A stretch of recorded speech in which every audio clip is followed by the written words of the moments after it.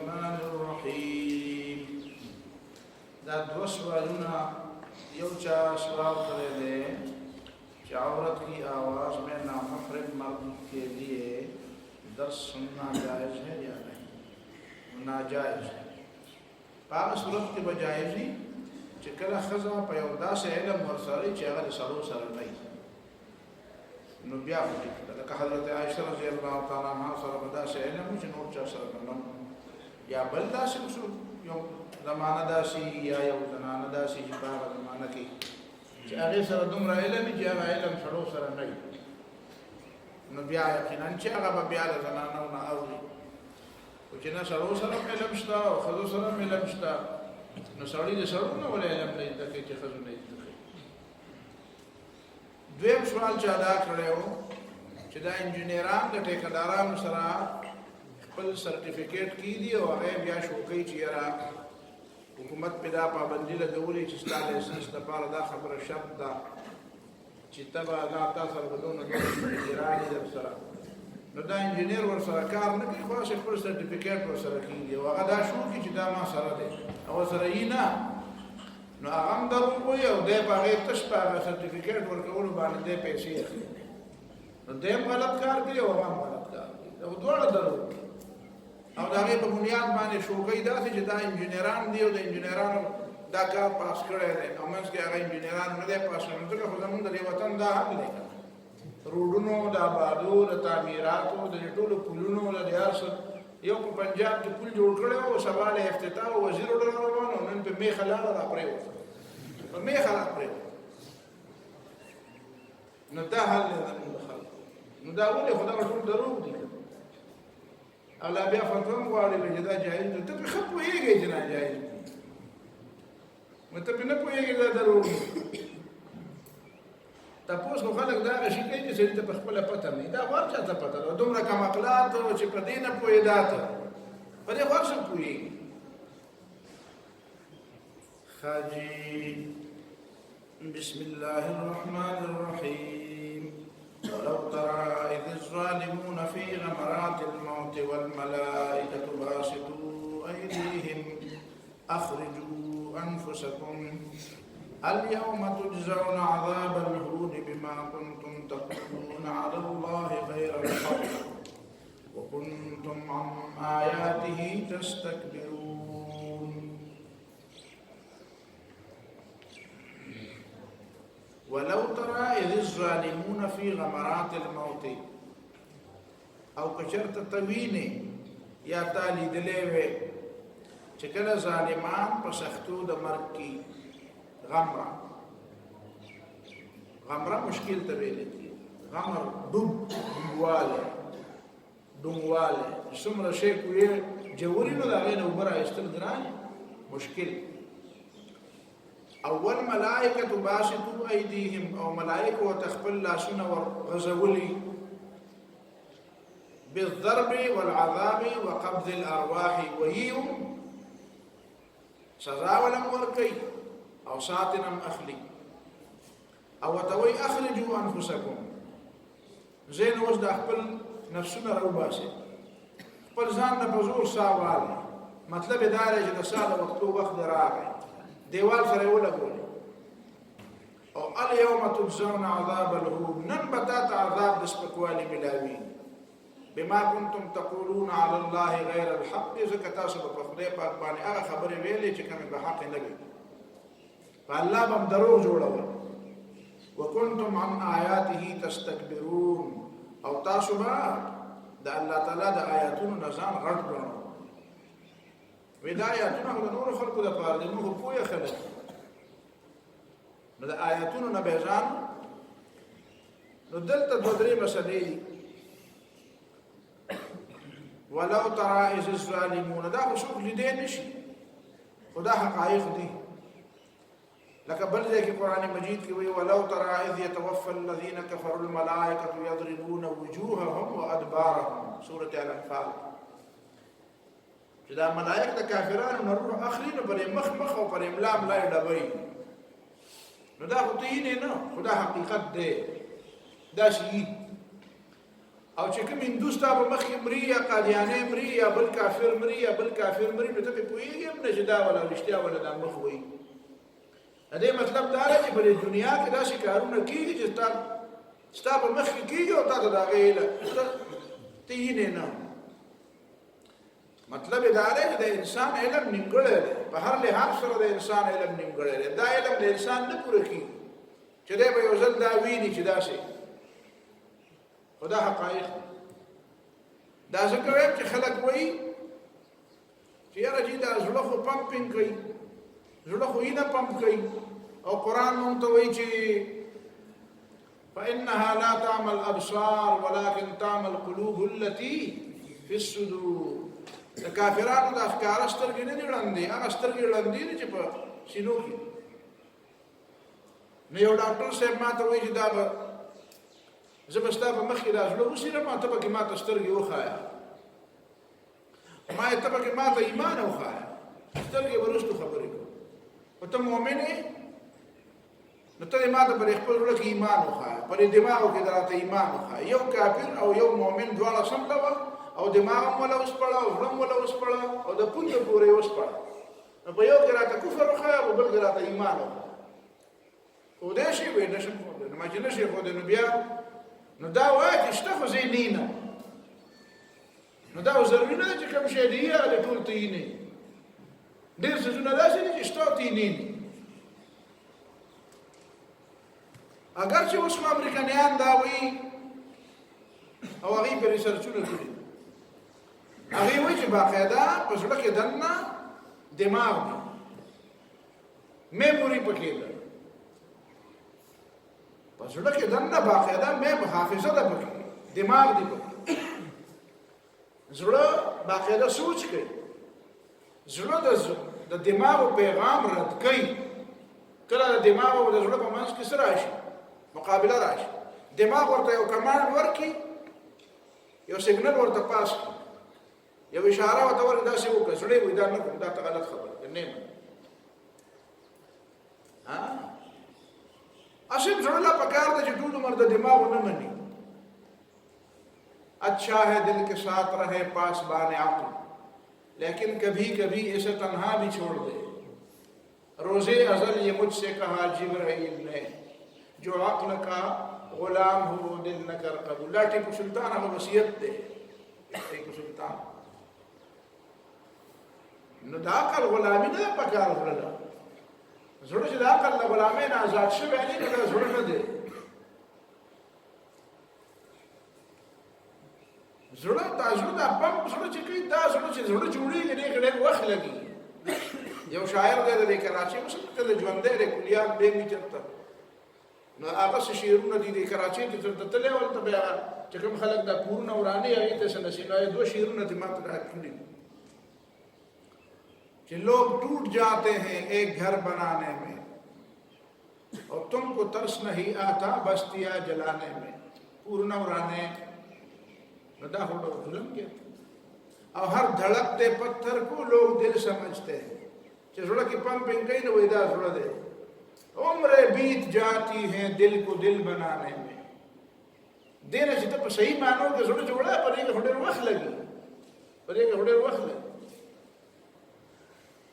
ندا موائے چیزی نیلم ندا بنائی زڑا کے دن باقاعدہ میموری دا زڑا کے دن دماغ دی اوس خلک وایي چې دا یورپیان خو د دې هدف پورې د امریکایان دا اوس روان دي د یو لاره باندې اسلام ته روان نو هغې دا وایي چې زړه د مادیاتو نه ماورا څیزونو کې دی کار کوي او دماغ چې کوم دي دا د مادیاتو په باره کې کار گویا کې د دماغو موضوع چې کومه ده هغه مادیات او د زړه موضوع چې ده موضوع بحث هغه د مادیاتو نه بالا څیزونه دي چې کوم شی مادي نه وي خواتینو له الله تعالی چونکې د زړه د رحم او د صبر او د زړه سوانده ډېر ورکړی دی نو ګویا کې دوی د دماغو په ځای باندې د زړه نه ډېر کار اخلي نو دا اسلام ته ډېر زر راځي د سړو په نسبت تاسو ګورئ په یورپ کې عمومي طور چې 15 کسه مسلمانېږي نو 4 به ښځې مسلمانې یو به پکې سړی مسلمان شي دومره لویه ریشو ده دومره لوی تناسب دی زنانه ډېر ژر مسلمانېږي په اسلام یو ځل پوه شي فوراً به مسلمانېږي هغه ډېر زیات سوچونه نه کوي دا سړی دی چې په ده باندې دا دماغ حاوي دي نو بس دی پکې لګیا یې کړ کړ پکې کوي هسې شکوک پکې جوړوي او هغې د زړه مري نو سیده راځي اسلام ته ډېرې زیاتې نږدې دي نو دا مسله ده دلته اوس والملائکة باسطو ایدیهم ملائکو پسې لاس ورخواره کړي ورغځولي او د ده روح ته په دې وجود کې یو خوا بل خوا تښتي وي زه اخرجو انفسکم او څپېړه مو ورکوي ورته او ته یې نه حالانکې دا واقعات کې داسې کېږي اخرجوا انفسکم اليوم تجزون عذاب الهون بما كنتم تقولون على الله غير الحق وكنتم عن آياته تستكبرون اليوم تجزون دویمه مسله اليوم تجزون نن تاسو عذاب ملاوي د څه چې قیامت کې به خودي بیا خو نن هم تاسو عذاب ملاوي نو د نن د عذاب مطلب دا دی چې دا عذاب قبر دی عذاب برزخ دی قبر مطلب نه دی قبر خو ځکه ورته وایي چې عام طور باندې مړي خلک په قبر کې ښخوي دا قبر خو یو علامت دی لکه تا ته ما بل ورځ ویلي دا سور سره نښه چې کوم دی دا سور لایټ دا د سیګنل دا د ټرافیک د بندېدو یو علامت دی کله کله پولیس په اشاره باندې بندي اړو یې سره نښه نه نو داسې د قبر نه علاوه دا قبر دی نه یو بیا به عذاب وي او هغې ته به عذاب قبر ویلی مطلب برزخ مطلب پرده ده آخرت چې دی دا اصل آخرت خو به شروع کېږي د قیامت نه دې وجه د بعضې خلکو دا رایه ده چې د قبر ته داسې ما چې سړی آخرت ته لاړه وایي آخرت ته خو په قیامت کې ځي واليوم الآخر كم يوم يؤمنون بالله واليوم الآخر اليوم الآخر نه مراد څه دی د قبر یادی که قیامت یادی نو هغه آخرت خو به د قیامت نه شروع کېږي خدای اول منزلین دی په دې لاره چې ته روان یم دی اولنی پړاو دی بیا به ځینې ځینې منزل ته به رسېږي پړاو مقصود ته به رسېږي نو دا برزخ دا پرده ده د دې ژوند نه لاړې او بل آخرت ته لا تللی نه په دې منځ کې په دې پرده کې دننه پروت نو ځینو خلکو بیا زمونږ په دې وطن کې دا د حیاتیت او د مماتیت یو لویه جګړه شروع شوه اول نه خلک په دیوبندیت او بریلیت کې تقسیم شو بیا په دې هرې ډله کې بیا په حیاتیت او په مماتیت کې تقسیم شو لویه کیسه ده هر یو پړي ته زور کوي یو یې په قبر کې داسې ژوند دی بل یې پکې د سره نشته او قرآن وایي چې ولکن لا تشعرون ته بیا ډوبېږي نه نو ځکه جګړې کوي داسې لګیا اوسه نو سره جګړې کوي چې په کوم شي نه پوهېږي قرآن درته وایي ولکن لا تشعرون ته پرې نه پوهېږي او چې څنګه قرآن کې راغلي او حدیث کې راغلي دی هغه معنا نور بیا به کیسې مه کوه چې قرآن درته وایي چې یرزقون او رزق خوري څنګه یې خوري لا تشعرون موږ نه پوهېږو څنګه ستا دا پېژنم چې ته څنګه خورې نوړی جوړی او خورې شخوند پرې وې په دې پوهېږي د هغه په هغې نه پوهېږي چې نه پوهېږي نو دومره جګړه ته پوهېږي کومه تا به ډلې جوړوي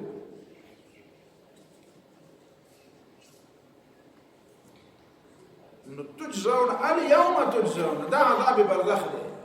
اليوم النار يعرضون عليها غدوا وعشيا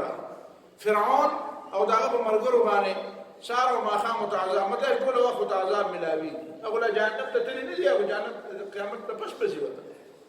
والنار يعرضون عليها غدوا وعشيا بل ور یو سوال وکړل وجاوي چې دا څنګه دا وزنینم نو ما قرآن خدا دې ته بهینه قرآن خدا وایي چې عذاب ته ملاوي نو دی وایي چې فرعون خو ما په مخ کې دی پروت دی او د مصر کې پروت دا هغه باندې بوټي پرته په دې سره چې مخ کې چا ویلو ویا د فرعون هغه لاش کوم دی هغه خوځي نو خلک ته یریدلې دا به چې ته پیری به کنه نه وته نو خو زیاده بچا نو دا قرآن نه دی ویلي چې عذاب ته پیش کیږي او ته به یې نه او ولو ترى كدليدلې مې لا رأيت امرا فظيعا دا وړل غټ خبره وای ډېر د غبرهټ او د دهشت خبره بدلې او ته نشي دي نور الله تعالی ته علم دی او دا رسونه دي چې عملاً کیږي او ته یې نه ستاسو مخ کیږي او ته یې نه او اخرجوا انفسكم معنا دار د عذاب نزان خلاص کې ځکه ته آزاد ما غته وي چې زه عذاب نزان خلاص کې ته آزاد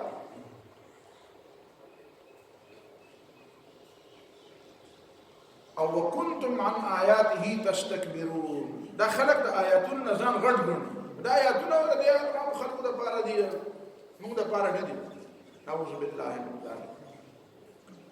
ولقد جئتمونا فرادا كما خلقناكم اول مره وبشكتا سراله متيوازي فرادا فردا یوازي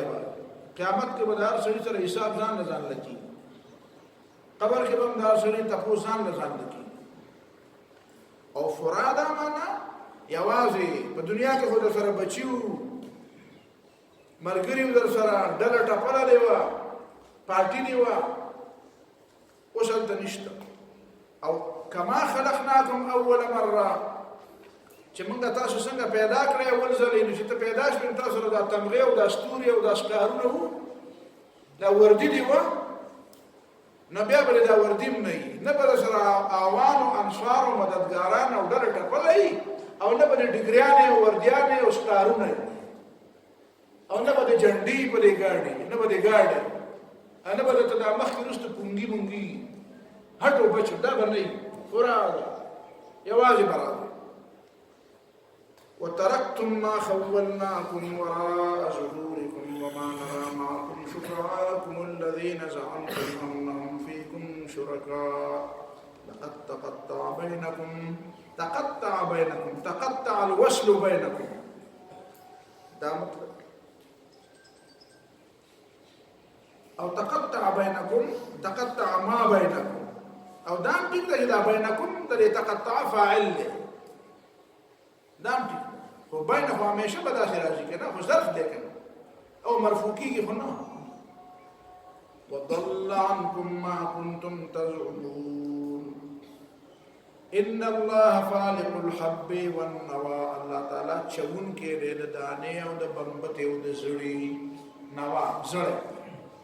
يخرج الحي من الميت ومخرج الميت من الحي ذلكم الله فأنا تؤفكون فالق الإصباح إصباح أو صباح بيوم معنا بعد راجع مطلب ده زوق الشمس زوق الصبح زوق الفجر فالق الإصباح الله تعالى دا تیاره وچی او د دې نه سبا راوځي تیاره وچی او د دې نه رڼا راوځي وجعل الليل سكنا او الله تعالی پیدا کړی دا او ګرځولې دا شپه د آرام لپاره ورته الله تعالی سبحانه عظیم حکمت دی دا شپه ورځ نه بل ملته دی د چا په دوه کې دوه یو ټیمو د چا په بل ټیمو الته په ډېر جوړ روانو دلته به خلک دوه یاره سمره ډېر جوړ کې او یاره چې نه کوم نشم کوم خو د خوب را پاسو د به جوړ په ما د خوب ټیم شو الله تعالی ټول د خوب یو لوی تحریل ته پوښتنه کوي ته دا نظام چا جوړ کړی چې تاسو ما خام شي او ما سلطان شي او ته ځکه شپه شو کور ته هر سړی کور ته زور کوي دې ته زور کوي چیرې چرته د خپل شپې ځای چې کوم د آرام ځای دی هغه نظام ورسو دا یو نظام چا جوړ دا ټول دنیا د خلک راځي مشي وي دغه نظام به جوړ کړی وي د قانون په ذریعہ به جوړ کړی وي د اتفاق اتحاد په ذریعہ به جوړ کړی وي د تعلیم په ذریعہ به جوړ کړی وي زه د الله تعالی توحید نه خبر وجعل الليل سكنا والشمس والقمر حسبانا نور اوس په مې دواړه د حساب د پاره دا د سپومې حساب هم ټیک دی دا د نور حساب هم ټیک دی خدای دینی چې کوم شعائر دي دا غیر ادا کول د پاره د سپومې حساب لکه روزه شو اختر شو نو دې د پاره څه دی او دا چې کوم منځونه دي د پاره نور حساب قرآن دواړه حسابونه وي ګوره روزه هم په کوم حساب باندې نشو دا قمري او منځونه په کوم حساب نور راوخته نور واقم الصلاه لدلوك الشمس الى غسق الليل وقران الفجر جنور واوري د نور دغه خاتون مخه سبا راوخیږي بیا نور واوړي نو غرمه شي، بیا نور واوړي نو مازدیګر شي، چې پریوځي نو ماښام شي، چې شفق پسې پریوځي نو ماسخوتن شي. نو دا د انوار د حساب دی. ځکه چې دې کې د انوار حساب آسان دی، او په میاشتو کې د انوار حساب ګران دی، ځکه انوار خو بدلیږي نه.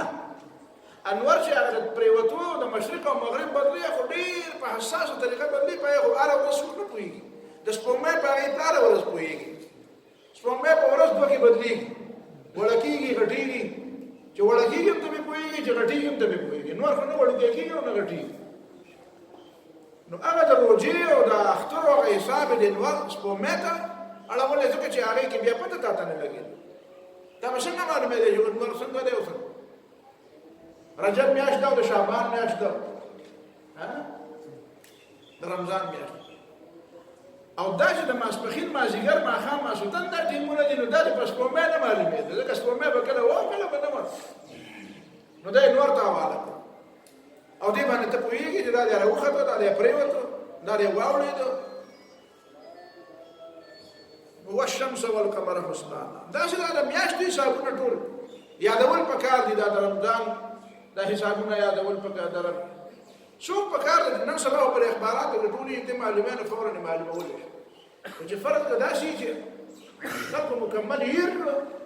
نو بیا خو به روژې معطل شي، رمضان به معطل شي، بیا خو به هر څه معطل شي، حج به معطل شي. که چاته د اسلامي تاریخونه نه معلوم، نو که ټول امت پرېښود نو بیا به ټول امت ګناهګار وي. او تنخواه خیر دی که په اسلامي حساب یې هلې، لکه په عربو کې چې څنګه ده، او که په انګریزي حساب یې هلې، نو ستا خوښه ده. او که په اسلامي حساب یې هلې، نو مزدور ته پکې فایده ده. تاسو دا پته ده چې په اسلامي حساب تنخواه هلې که نه، نو په دې کې مزدور ته فایده ده. په 2 کاله کې 2.5 کاله کې 3 کاله کې پکې 1 میاشت ته زیاتېږي. 14 ورځې هره کال چې دی رامخکې کېږي، څه کم 14 ورځې خوږ. نو چې 2 کاله نه پیسه د پاسه میاشتې ور واوړي، نو 1 میاشت پې زیاته شي. نو که په اسلامي حساب باندې تنخواګانې ورکړی کېدې، نو 2.5 کاله پس به یو سړي ته یو تنخوا زیاته میلاوېده. او چې ته په دې انګریزۍ خوشحاله یې، کوی به تاسو به خبره ورسېدئ. اوس به وایي چې لکه دا شی خو بدلول پکار، یو تنخوا پکې زیاتېږي.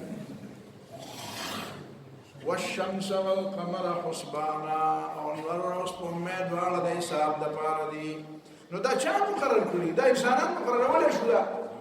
نه، ذلک تقدیر العزیز العلیم. دا د پلانینګ منصوبه د هغه ذات چې هغه غالب هم دی او په هر څه باندې پوه هم دی. دا د یو ذات د یو رب منصوبه ده، دا د بل چا مخلوق منصوبه نه شو کېدی. انا دا په دې باندې اتفاق کېدی شو د خلکو، او نه داسې ممکنه وه،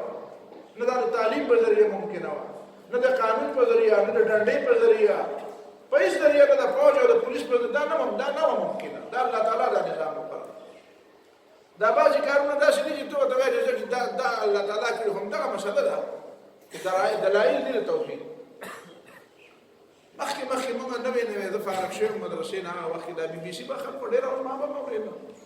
بیا مې پرېښود. زه ډېر موده وشو نه ریډیو اورم او نه ټي وي. دی ما ته هغه سم اوري چې زه اورېدل نه غواړم. زه اخبار ګورم او دا نه،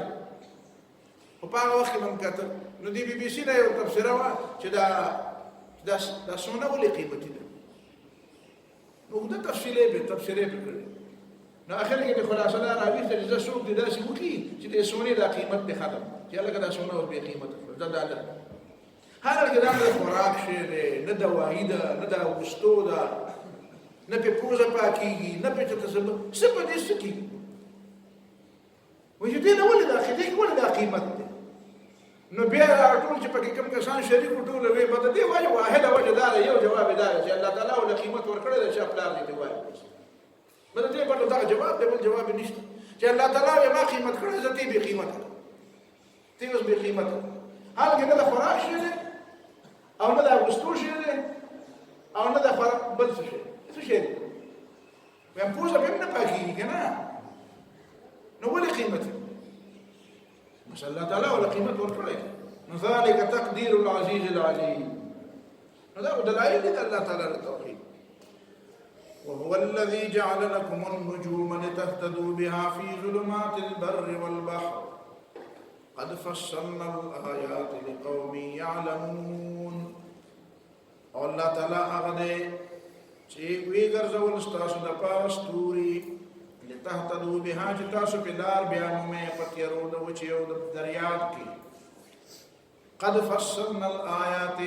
یقینا په تفصیل بیان کړی د مونږ نه خل توحید د بندګۍ خپلې د حرام او د حلال د عقیده د هدایت د فلاح د کامیابی دا په تفصیل تبیانا لكل شيء. دا مطلب لقوم يعلمون خدای خلق د پاره چې د علم نکاره څوک پوي. استاد دې ته ګوره جعل لكم النجوم ستوري تاسو نه پیدا کړي په دې ستورو باندې تاسو لار د ستورو نه درې مقصدونه تاسو ګوره. ستوري قران مجید کې د درې مقصدونو د پاره یو دا چې لتهتدوا بها وبالنجم هم يهتدون. وسم خلق په ستورو لار باندې وسم وسمندرو کې په صحراګانو کې سفر کې وسم په ستورو لار باندې دا نه چې په تیره زمانه کې به دا وسم بلا او د ستورو علم نه بغیر دا جهاد رانی نه کی. دا چې څومره جهاد رانی ده سمندرونو کې چې کوم خلک سفر کوي دا د ستورو فلکیات او استرانومي ورته وي. استرانومي علم ورسره نه هغه نشي سفر نشي کولای. دا نن تاسو ماهرین دي د سمتونه به معلومه موسمونه به معلومه ډېر خبره به معلومه يهتدون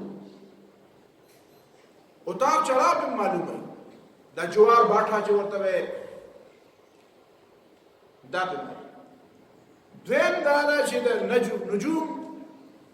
بلا فایده څه ده. نو قرآن کې بل ځای کې الله تعالی وایي چې وزين ولقد زينا السماء الدنيا بمصابيح ولقد زينا السماء الدنيا بمصابيح وجعلناها رجوما للشياطين. لدواړه دلته یو دا چې د اسمان په خيسته ښکاري د اسمان په ښکاري پر ستورو خيسته ښکاري دا لاټینونه پکې ولېږي او پړق پړق پکې او پر خارونه کې دونه مزه نه کوي لکه پر دیهاتو کې دښمنه مزه کوي. یو په خارونه کې بجلی وي نو هلته دونه پکې نه کېږي. دویم دا چې هلته کې ګرد و غبار ډېر زیات پر دیهاتو کې ګرد و غبار نه په خوا چې دا خلک په بار سملاستنو د نیاګانو د بیګانو په ماشومانو ته وي دا تلی دی او دا پیرونه دی او دا رور دی او دا کټ دی او دا ګویر دی او دا په غاړه ناست دی او دا کیسې میسې به وته کولې په دې طریقه به د ماشومانو د کول ناستورو ته به کتل فطرت ته نږدې نو هغه شی ډېره مزه کوله. اوس خو به د وړی دی او که جمعې ټول دننه پراته اوس هغه شی نشته فطرت نه لري شو خلک. نو زینا السماء الدنيا بمصابيح د اسمان مونږ پرې چراغونو خيسته کړي دا په خيسته ښکاري. او درېمه دا چې وجعلناها رجوما للشياطين په دې باندې موږ شیطانان ولو په دې نجوم باندې موږ شیطانان ولو. نو دا درې د دې نجوم څه شو فائدې دې درېونه علاوه که باقي څه فائدې ته وایي د علم نجوم هغه جفر او څه شی هغه څه اکبر هغه مبارک علماء لیکلي دي چې مفيدها غير معلوم ومعلومها غير مفيد. چې کوم په دې کې تعالی فائدہ درکړي دا هغه ته پته نه لګي چې دا کومه ته پته لګي دا هغه څه فائدہ نشته. نو اجازه سره ستړی کوي په دې نجوم باندې. په یو حدیث کې چې مسند احمد ابن حنبل کې دی او کتاب العلم د حافظ ابو حیثمه کې دی الته د حضرت عیسی علیه السلام د قول په تور نقل شوی دی او دلته د حضرت انس رضی الله تعالی عنہ روایت دی چې دا د نبی علیه السلام وینا ده. اگر چې دا روایت مسند احمد ابن حنبل والوی دا ضعیف دی چې انما مثل العلماء في الارض كمثل النجوم في السماء. پس مکه کې د علماو مثال داسې دی لکه په اسمان کې ستوري يهتدى بها في ظلمات البر والبحر چې لار مونږ کېږي په ستورو باندې په وچه او په لمده کې. فاذا انطمست النجوم چې کله ستوري خړ شي بینور شي اوشک ان تضل الهدى نږدې ده چې کوم خلک نور خلکو ته لارې ښیي د هغې نه به په خپله لار ورکه شي ځکه چې ستوري نه نو هغه چې کوم ماهر دی د لارې د معلومولو نه هغه به ځان نه خطا شي نو بل چا ته به څوک وایي چې لار داسې نو علماو دا او دا علماو صحابه هم دي او غیر صحابه هم دي او نور هم دي نو دا درې خبرې پکې دي نجوم سره چې تشبیه ورکړې ده دا درې واړه خبرې به پکې ذهن کې ساتي چې علما څه ته وایي یو خدای د علماو په ذریعه باندې به لار مومي لار جوړوي نه لار خو د مخکې نه جوړه ده خو تا ته به یې وښیي چې دغه ده شارعین خو نه دي که نه خو هغه جوړه ده چې کومه تلې ده هغه به درته ښیي چې په دې لاره ده چې رسي منزل دویم دا چې زینا السماء الدنیا بمصابیحا د علماو تشبیه چې د نجوم سره ورکړې ده نو په علماو باندې مجلس ښایسته ښکاري دا ملا لفظ د ملک نه اخیستی شوی دی ملک ملک ډکوالي ته وایي مجلس پرې ډک به ښکارېده دا خو بیا انګرېزان چې راغله نو ملا نه ویله که چې چا له عربي ورځي نو دا نالایقه دی چې چا له فارسي ورځي نو دا نالایقه دی خیر دی که انګرېزي ولمبر خو د عربي د دې خبرې نو نالایقه خبره نه وه خو دې ته یېرېده هغه وایي چې که دا خلک لږ مخې ته راغله خو د دې مقابله خو موږ نه شو کولی او چې علما په دې مجلس په دې دنیا کې وو نو دلته هیملټن وایي چې زه ټټه ته لاړم په 1800 کې نو په ټټه ورکوټه وسم که ټټه ته ورشو د کراچۍ سره نږدې یو ښار پخواني قدیمې آبادۍ دي قدیم جوماتونه دي پکې قدیمې مقبرې دي پکې زه ورته یو ځل تللی ما هغه سنبان وی تریم وی عجیب قدیم ښار ورکوټ ډېر غټ ښار نه دی وایي په دې یو ښار کې 400 مدرسې د دهلی په ښار کې 1000 مدارس مولانا مناظر احسن گیلانی لیکلي دي چې د 80% نه زیات خلک په هغه زمانه کې په بعضې علاقو کې 100% خلک تعلیم یافته وو او چې انګرېزان راغله او د انګرېزۍ نه بغیر به یې کار نه کېږي نو به یک جنبش قلمه ټول خلک بې تعلیمه کړو لکه کمال اتاتورک چې په ترکیې کې حکومت راغی په 1924 کې نو هغه ترکي ژبه هغه رسم الخط یې ولا ایټالین ته بدل دا انګرېزۍ رسم الخط ته بدل نه بس خلک په یو قلم باندې هغه تعلیم یافته خلک ټول جاهلان وایي نه به دا به نه لیکي ترکي به لیکي فارسی په شان ترکي لیکلی کېږي اوس هم د هغې په خزو باندې لیکلي شوي د استنبول کې غټ غټ د هغوی د دې قبرونو څه عجیبه نظام دی د ښځې په قبر ځان له قسمه ښځه د فوجي په قبر ځان له ښځه د عالم په قبر چې ښځه هغه جدا د فوجي په قبر باندې چې کومه ښځه هغه جدا د بحري فوجي په قبر چې کومه ښځه هغه جدا د شهزاده په قبر چې کومه ښځه هغه جدا د هغې څه عجیبه نظام دی کوم جومات چې حکمرانانو جوړ کړی هغه جدایي چې عام حکمران جوړ کړی هغه جدایي چې بادشاه جوړ کړی هغه جدایي چې عوامو جوړ کړی هغه جدایي د منارو فرق دی دا لاندې یو پوره کیسه ده دا یو ډېر زیات بازوقه قوم دی نو د هغې په دې ښځو باندې اوس هم د فارسي رسم الخط هغه خطونه دي وایي دا هغې باندې هغه عام ترکیان په اوس نه پوهېږي ترکیان پې نه نو بهرحال دین داسې د عالم سره دا چل وکړو وایي دا ملا په هېڅ نه پوهېږي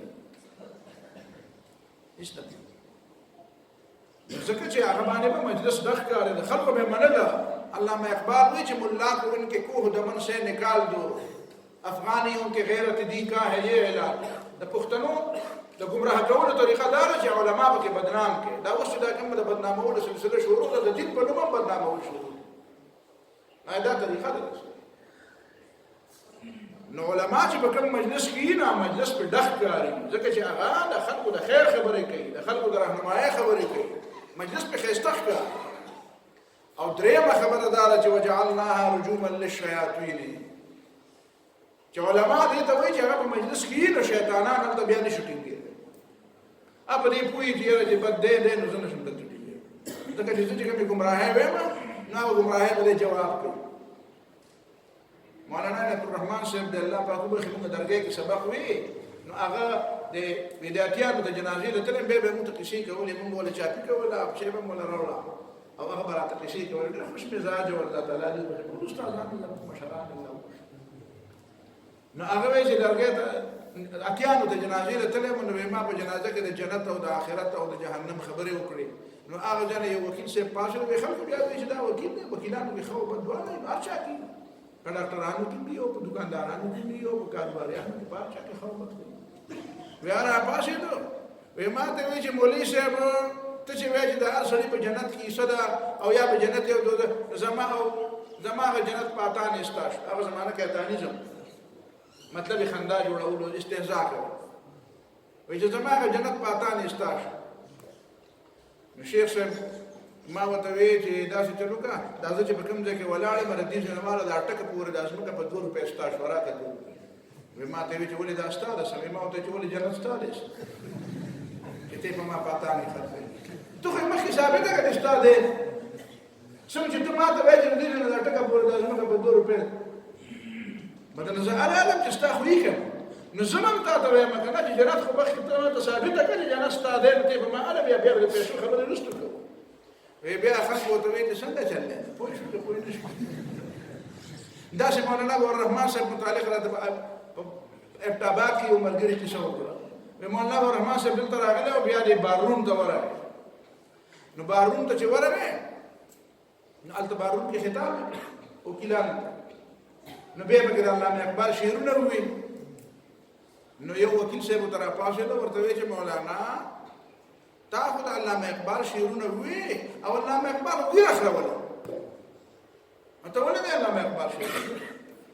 نو مولانا ورته وایي چې علامه اقبال ږیره ځکه خروله چې بیا به ورته ستا غوندې کمقل وکیل ملا ویلی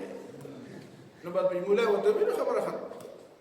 دا اوس چې ته د اقبال خبره له دونه اهمیت ورکوې نو بیا به تا دونه اهمیت ورکولی خو تا به وایي چې زما خو یې ملا دغه نه ملا مسله دا ده چې دې باندې به هغه ډېر زیات خفه وو زما په خیال کې دا ده چې علامه اقبال من په ډېر خفه وو چې دا زه څه کوم خو دا داسې کېده چې دا د مولانا دا خبره ګورئ دا د مولانا ګورئ غټ پیر و قلندر بالکل قلندر دې ته وایي دې ته نه وایي چې په غیب پوهېږي او شکرانې راغونډوي دې ته قلندر وایي هغه باندې بل د ملنګانو ګمان هم کېده د خلکو موږ دغه ته تللی وو ملتان ته بهاءالدین زکریا رحمه الله او شمس تبریزي هلته اجتماع و مولانا ما ته وایي چې تا ته پته ده دلته خو دغه دي د شمس تبریزي او د بهاءالدین زکریا مزار دی زه نه ما چې تاسو وایي نو لاړم نو هلته چې ملنګان ولید نو مولانا یخته او انداز خو داسې و هغې به چې ورسره د ملنګانو سردار راغی نو هغې ورته هغه باجي ماجي او هغه غرب به غروب یې شروع کړه اوس د پارسۍ څه قصیدې مسیدې شروع کړې ورته داسې پوره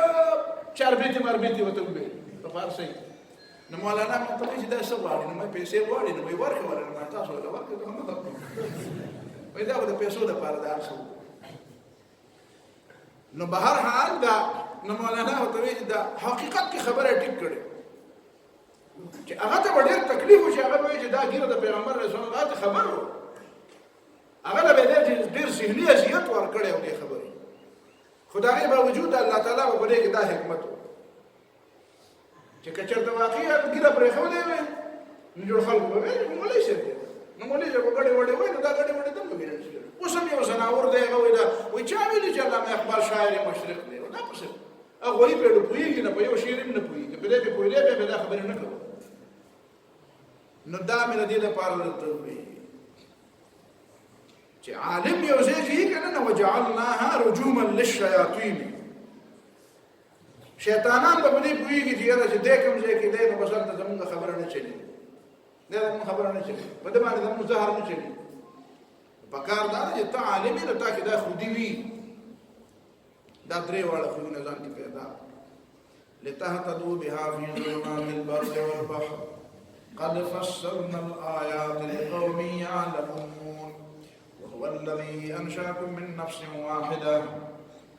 فمستقر ومستودع الله تعالی هغه ذات دی چې تاسو یې پیدا کړل یو تن نه نو سورة حجرات کې الله تعالی وایي یا ایها الناس انا خلقناکم من ذکر وانثى تاسو په ما د یو نر او د ښځې نه پیدا کړي بیا